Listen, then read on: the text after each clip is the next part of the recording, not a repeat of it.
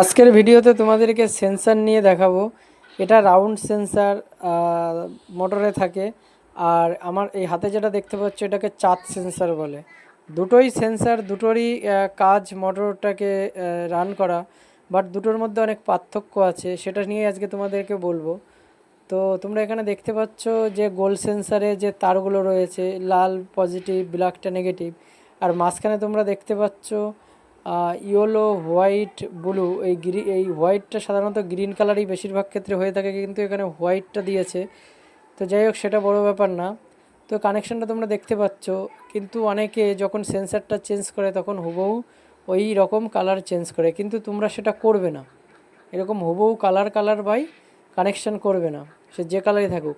কানেকশানটা করবে কিভাবে সেটা আমি তোমাদেরকে বলবো। আজকের মেন ভিডিও এটাই, যে এখানে দেখো তোমরা প্লাস এবং মাইনাস দুটো চিহ্ন দেওয়া আছে, একটাতে প্লাস, একটা পজিটিভ, একটা নেগেটিভ। আর এই দুটোতে তোমরা তো প্লাস মাইনাস লাগাবেই। আর বাকি যে তিনটে তার আছে, তো সেন্সারটা যেভাবে বসানো থাকে, সেন্সারটা মেনলি এইভাবে বসানো থাকে। তোমরা ডান দিক থেকে শুরু করবে, এখানে ব্লু, এখানে গ্রিন এবং এখানে ইয়েলো। তো মাঝখানে গ্রিন ইয়েলো এইভাবে যদি কানেকশানটা তোমরা করো, তাহলে টর্কটা খুব ভালো হয়। এবং স্টার্টিংয়ে উঁচু নিচু জায়গাগুলো মানে ভালো টর্কটা ভালো কাজ করে। আর অন্যভাবে করলে টর্কটা অত সুন্দরভাবে কাজ করে না।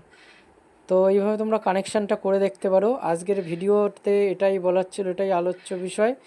তো আজকের ভিডিও এই পর্যন্তই। কারোর যদি কোনো প্রশ্ন থাকে কমেন্ট করবে। দেখা হচ্ছে পরের ভিডিওতে। চলো টাটা।